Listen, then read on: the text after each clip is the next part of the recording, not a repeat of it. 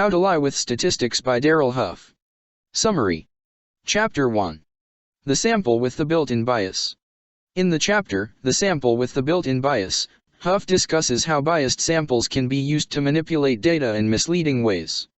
The main idea is that the way in which a sample is selected can have a significant impact on the conclusions that are drawn from it. The author explains that a biased sample is one that is not representative of the population it is meant to represent, often due to the method used to select the sample. He provides several examples of biased samples, including surveys that only ask a particular subset of the population, such as registered voters or members of a certain group. Huff also discusses the problem of self-selection bias, where people choose to participate in a survey or study based on their own interests or beliefs. He explains that this can lead to a skewed sample, as people who are more interested or passionate about the topic may be more likely to participate. The author emphasizes that biased samples can lead to inaccurate and misleading conclusions, even if the data itself is accurate. In order to avoid bias, it is important to use random sampling techniques that ensure that every member of the population has an equal chance of being selected for the sample. Huff gives an example of a survey conducted by a magazine that asked its readers to rate different brands of car batteries. The survey received responses from only 0.8% of the magazine's subscribers, which means that the sample was very small and not representative of the population. The survey results showed that one particular brand of car battery was preferred over all others, but this result could not be generalized to the entire population since the sample was not representative. Huff also discusses how biased samples can be used to manipulate public opinion. He gives the example of a survey conducted by a group that was in favor of fluoridation. The survey only asked questions that supported the idea of fluoridation and did not provide any opposing viewpoints. As a result, the survey results showed that the majority of people were in favor of fluoridation, even though this may not have been the case if the survey had been more balanced. The author emphasizes that the media can also contribute to biased samples by selecting certain individuals or groups to interview. For example, a news program may interview only people who are against a particular policy or law, giving the impression that this is the majority opinion, when in reality it may not be. Huff concludes the chapter by stating that it is important to be aware of the potential for bias when interpreting data. By being aware of the potential for bias and taking steps to minimize it, researchers and analysts can ensure that their data is more accurate and reliable. Chapter 2. The Well-Chosen Average. In the chapter, The Well-Chosen Average, Huff discusses how different types of averages can be used to manipulate data and create a false impression. The main idea is that the choice of average can have a significant impact on the conclusions that are drawn from the data. Huff explains that there are three main types of averages: the mean, the median, and the mode. The mean is the sum of all the values in a dataset divided by the number of values. The median is the middle value in a dataset when the values are arranged in order. The mode is the value that appears most frequently in a dataset. The author emphasizes that the mean is the most commonly used average, but it can be misleading in some situations. He gives an example of a company that produces both cheap and expensive products. If the company's sales figures are averaged, the result will be somewhere in the middle, giving the impression that the company is doing moderately well. However, this average does not take into account the fact that the expensive products may be selling very well, while the cheap products may be struggling. Huff also discusses how the median can be used to provide a more accurate picture of the data. He gives an example of a survey that asked people how much they earned per week. If the mean was used as the average, the result would be skewed by the small number of people who earn very high salaries. However, if the median was used as the average, the result would be more representative of the majority of people who earn a moderate salary. The author explains that the mode is another type of average that can be useful in certain situations. He gives an example of a survey that asked people what their favorite color was. If the mean or median were used as the average, the result would be meaningless since there is no logical ordering of colors. However, the mode can be used to determine the most popular color, which may be of interest to advertisers or manufacturers. Huff also discusses the problem of cherry-picking averages, where only certain data points are used to calculate the average. He gives an example of a company that uses the average salary of its top executives to show that it pays its employees well. However, this average does not take into account the salaries of the company's lower-level employees, who may be paid very poorly. The author concludes the chapter by emphasizing that the choice of average can have a significant impact on the conclusions that are drawn from the data. It is important to use the most appropriate average for the situation and to be aware of how different types of averages can be used to manipulate data. By understanding the strengths and weaknesses of each type of average, researchers and analysts can ensure that their data is more accurate and reliable. Chapter 3. The little figures that are not there. In the chapter, The Little Figures That Are Not There, Huff discusses how the absence of certain information can be used to manipulate data and create a false impression. The main idea is that when people are presented with incomplete information, they tend to fill in the gaps with their own assumptions and biases. Huff explains that there are two main ways that data can be manipulated: by leaving out information, omitting certain data points, or failing to provide a comparison point. He gives several examples of how this can be done. The first example he provides is the sample without a soul. This occurs when a survey or study is conducted without proper representation from a certain group of people. For instance, if a political poll was conducted in a predominantly Republican area, the results would not be representative of the entire population. The second example is the loaded average. This occurs when an average is calculated, but certain data points are omitted. Huff provides an example of a company that claims its average employee salary is $50,000, but fails to disclose that this figure only includes salaries of executives and top-level management. Another example of how data can be manipulated by leaving out information is the causal relationship that isn't. This occurs when two variables are correlated, but there is no causal relationship between them. For example, a study may find a correlation between ice cream sales and drowning deaths, but this does not mean that eating ice cream causes people to drown. Huff also discusses the problem of apples and oranges comparisons. This occurs when two things are compared that are not truly comparable. For instance, if a company claims that its sales have increased by 50%, but fails to mention that this increase is due to the acquisition of another company, the comparison is not meaningful. The author explains that one of the most common ways that data is manipulated by leaving out information is through the use of percentages. He provides an example of a company that claims its sales have increased by 100%, but fails to mention that this increase was from $1 to $2. While technically true, this percentage is misleading since the actual increase is very small. Huff also discusses the problem of incomplete data sets. This occurs when only a portion of the data is used to draw conclusions. For instance, if a study on the effectiveness of a drug only reports positive results and fails to mention any negative results, the conclusions drawn from the study are incomplete and potentially misleading. The author concludes the chapter by emphasizing the importance of being aware of the information that is not presented in data sets.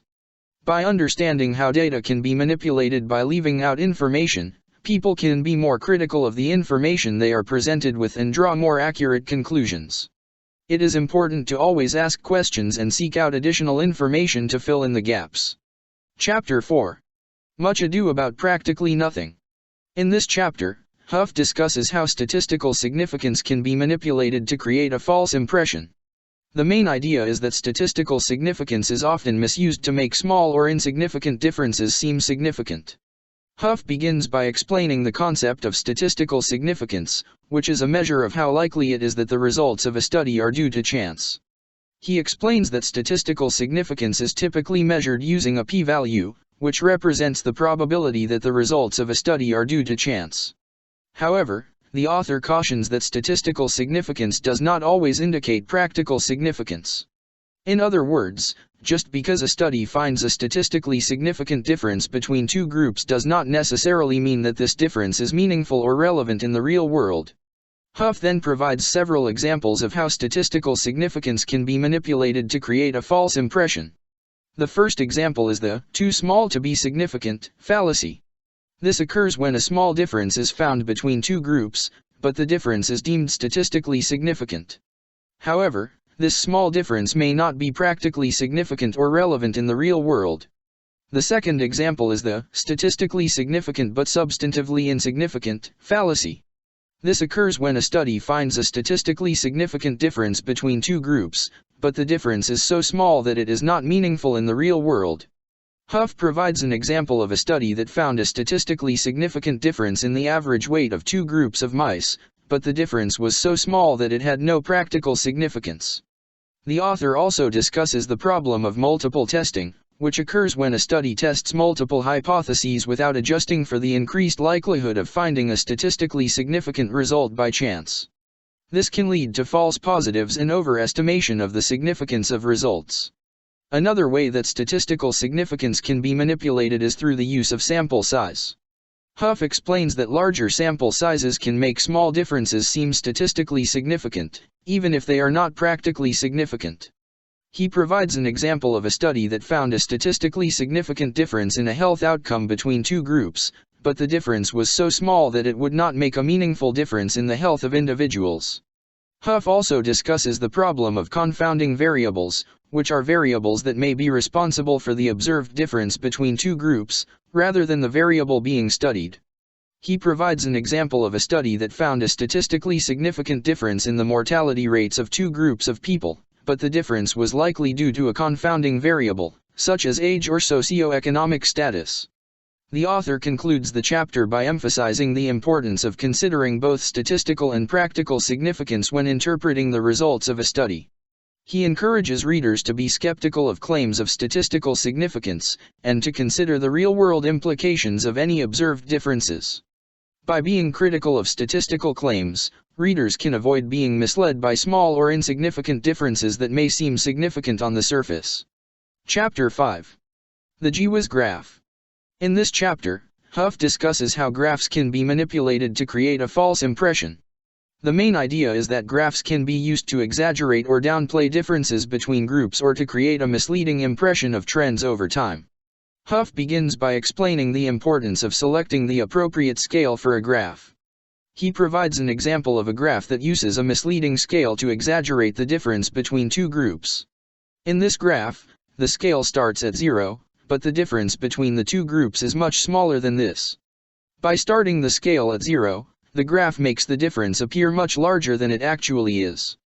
The author also discusses the importance of selecting an appropriate range for a graph. He provides an example of a graph that shows a trend over time, but the range is so small that it makes the trend appear much larger than it actually is.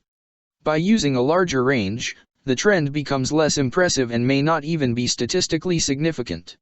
Huff also discusses the use of 3D graphs, which can be used to create a false impression of the size of differences between groups. He provides an example of a 3D graph that makes a small difference between two groups appear much larger than it actually is. The author then discusses the use of multiple graphs to create a misleading impression. He provides an example of a study that compared the results of two different treatments, and the results were presented in two separate graphs. By presenting the results in separate graphs, it was easier to miss the fact that the difference between the two treatments was not statistically significant. Huff also discusses the use of bar graphs, which can be manipulated to create a false impression. He provides an example of a bar graph that uses a different scale for each group, making one group appear much larger than it actually is. The author concludes the chapter by emphasizing the importance of being critical when interpreting graphs. He encourages readers to pay attention to the scale and range of graphs, and to look for any manipulations that may create a false impression. By being critical of graphs, readers can avoid being misled by misleading visual representations of data. Chapter 6. The one-dimensional picture. In this chapter, Huff discusses how one-dimensional representations of data can be used to create a false impression of the underlying patterns and trends. The main idea is that when data is reduced to a single dimension, important information is lost, and the resulting picture can be misleading. Huff begins by explaining the concept of central tendency, which is a statistical measure that describes where the data tends to cluster. He provides an example of a set of data that has three different measures of central tendency: the mean, median, and mode. Depending on which measure is used, the resulting picture of the data can be very different. The author then discusses the use of histograms, which are one-dimensional representations of data that show how frequently different values occur. He provides an example of a histogram that shows the distribution of heights in a group of people. By manipulating the scale and range of the histogram, it is possible to create a false impression of the underlying pattern. Huff also discusses the use of pie charts, which are one-dimensional representations of data that show how different parts contribute to a whole. He provides an example of a pie chart that shows the breakdown of a company's expenses. By manipulating the size of the slices, it is possible to create a false impression of the relative importance of different expenses. The author then discusses the use of time series charts, which are one-dimensional representations of data that show how a variable changes over time. He provides an example of a time series chart that shows the stock prices of a company over a period of time. By manipulating the scale and range of the chart, it is possible to create a false impression of the underlying trend. Huff also discusses the use of index numbers, which are one-dimensional representations of data that show how a variable changes relative to a base period. He provides an example of an index number that shows the cost of living over time. By manipulating the base period, it is possible to create a false impression of the change in the cost of living. The author concludes the chapter by emphasizing the importance of being critical when interpreting one-dimensional representations of data. He encourages readers to pay attention to the scale and range of the charts and to look for any manipulations that may create a false impression. By being critical of one-dimensional representations of data, readers can avoid being misled by misleading visual representations of data. Chapter 7. The Semi-attached figure. In this chapter, Huff discusses how the use of semi-attached figures can be used to distort statistical information. The main idea is that by separating the data from the visual representation, it is possible to manipulate the data without changing the actual values. Huff begins by providing an example of how semi-attached figures can be used to create a misleading impression of the relative sizes of two different groups. He shows two tables of data, one for each group, and then presents a pie chart that combines the data from both tables. By adjusting the scale of the chart, it is possible to make one group appear much larger than the other, even though the actual values are the same. The author then discusses how semi-attached figures can be used to create a false impression of correlation between two variables. He provides an example of a scatter plot that shows the relationship between height and weight. By manipulating the scales of the axes, it is possible to create a false impression of a strong or weak correlation, even if there is no actual correlation between the two variables. Huff also discusses how semi-attached figures can be used to create a false impression of change over time. He provides an example of a chart that shows the increase in the number of automobile accidents over time. By adjusting the scale of the chart, it is possible to make the increase appear much larger than it actually is. The author then discusses how semi-attached figures can be used to create a false impression of the difference between two groups. He provides an example of a table that shows the number of employees in two different departments. By presenting the data in a stacked bar chart, it is possible to make one department appear much larger than the other, even if the actual difference is small. Huff concludes the chapter by emphasizing the importance of being critical when interpreting semi-attached figures. He encourages readers to look at the actual data behind the visual representations and to be skeptical of any manipulations that may create a false impression. By being critical of semi-attached figures, readers can avoid being misled by visual representations of data that do not accurately reflect the underlying information. Chapter 8. Post-hoc rides again. In this chapter, Darrell Huff explores the dangers of making assumptions based on correlation and causation. The main idea is that just because two variables are correlated does not necessarily mean that one causes the other. Huff explains that this error in reasoning is known as the post-hoc ergo propter hoc fallacy, which means, after this, therefore because of this. Huff begins the chapter by providing an example of how post-hoc reasoning can lead to false conclusions. He presents data that shows the correlation between the number of storks in a city and the birth rate of babies. Although the two variables are clearly correlated, it is absurd to conclude that storks are responsible for delivering babies. The author then discusses the importance of controlling for other variables when examining correlations. He provides an example of how the correlation between ice cream sales and crime rates can be explained by the third variable of temperature. In this case, temperature is the variable that causes both ice cream sales and crime rates to increase, not a causal relationship between the two. Huff then explores the dangers of using data from the past to make predictions about the future. He provides an example of how the use of past data to predict the stock market can lead to costly mistakes. The author argues that the future is inherently unpredictable, and that past trends may not hold true in the future. Huff also discusses the issue of reverse causation, which occurs when the cause and effect relationship is reversed.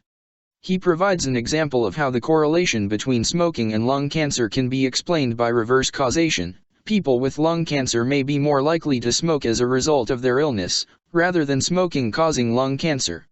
The author then explores the issue of confounding variables, which are variables that are related to both the independent and dependent variables in a study. He provides an example of how the correlation between coffee consumption and heart disease may be explained by the confounding variable of stress. Huff concludes the chapter by emphasizing the importance of being cautious when making assumptions about causality. He encourages readers to look for alternative explanations and to control for confounding variables when examining correlations. By being cautious when making causal claims, readers can avoid the pitfalls of post-hoc reasoning and make more accurate interpretations of data. Chapter 9. How to Statisticulate. In the final chapter of How to Lie with Statistics, Darrell Huff provides readers with a set of guidelines for how to correctly interpret statistical data. The main idea is that statistics can be a valuable tool for understanding the world around us, but it is important to use them correctly and with caution. Huff begins the chapter by emphasizing the importance of skepticism when it comes to statistical claims. He warns readers to be wary of statistics that seem too good to be true or are presented in a misleading way. He also stresses the importance of understanding the limitations of statistical data and not expecting it to provide all the answers to complex problems. The author then provides a list of questions that readers should ask when presented with statistical data. These questions include: what is the source of the data? How was the data collected? Was the sample size large enough to be representative? Were any biases present in the data collection process? Were the statistics calculated correctly? Are the conclusions drawn from the data supported by the evidence?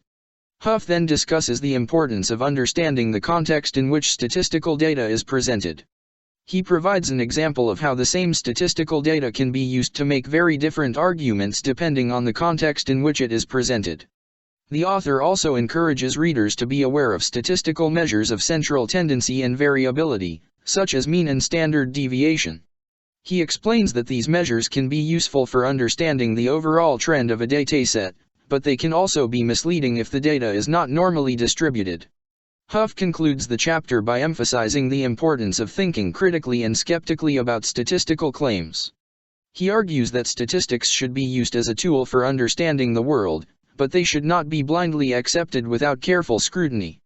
By following the guidelines and asking critical questions, readers can become more informed and responsible consumers of statistical information. Overall, the chapter provides a valuable guide for how to interpret statistical data and avoid common pitfalls. It emphasizes the importance of understanding the limitations and context of statistical data and encourages readers to approach statistical claims with a critical and skeptical mindset. Chapter 10. How to Talk Back to a Statistic. In the chapter, How to Talk Back to a Statistic, of How to Lie with Statistics, Darrell Huff provides readers with strategies for questioning and challenging statistical claims.